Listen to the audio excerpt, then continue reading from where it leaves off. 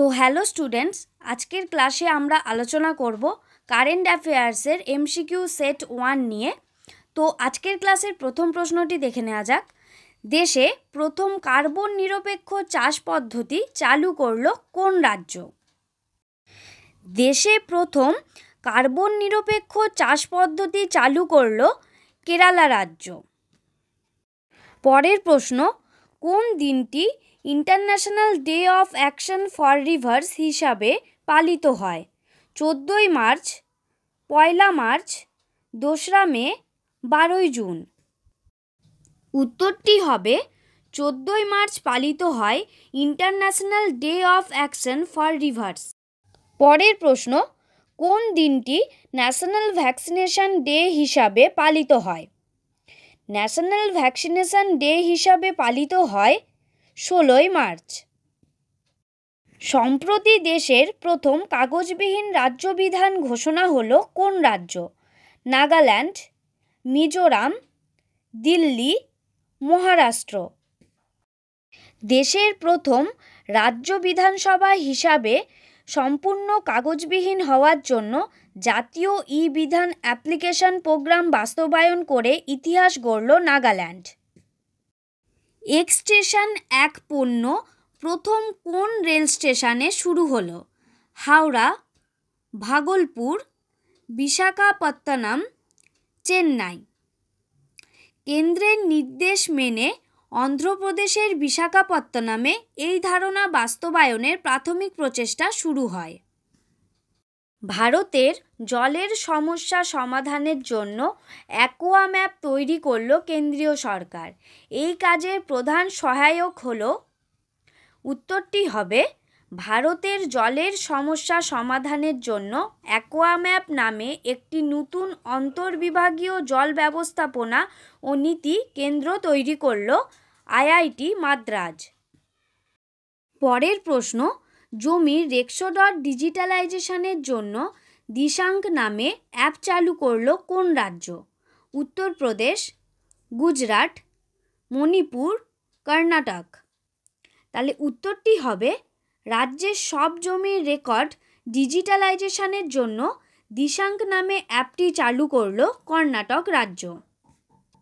সম্প্রতি বিশ্বের দৈত্যাকার রেডিও গ্যালাক্সির সন্ধান পেলেন কোন দেশ? Russia, Bharat, Netherland, Japan.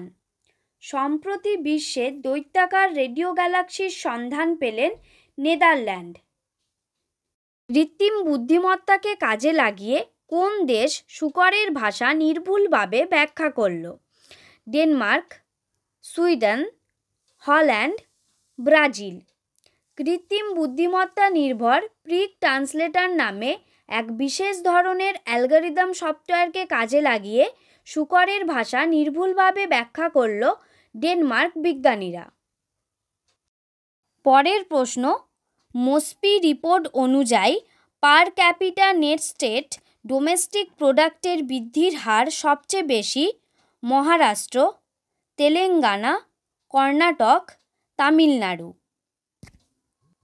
উত্তরটি হবে পার ক্যাপিটা নেট স্টেট ডোমেস্টিক প্রোডাক্টের বৃদ্ধির হার সবচেয়ে বেশি তেলেঙ্গানায়।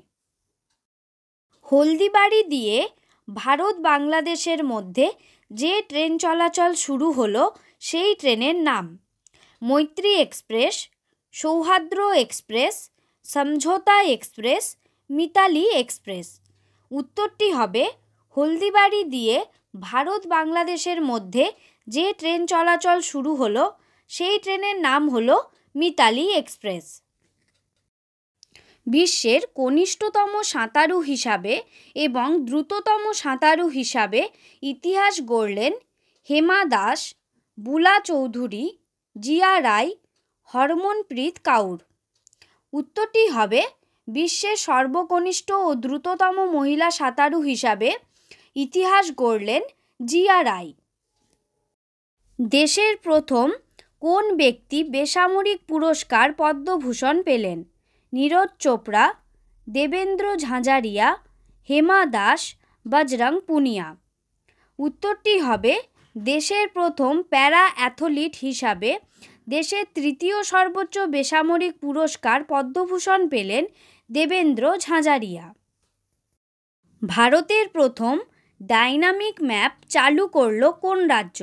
কর্ণাটক, পাঞ্জাব, হরিয়ানা, বিহার।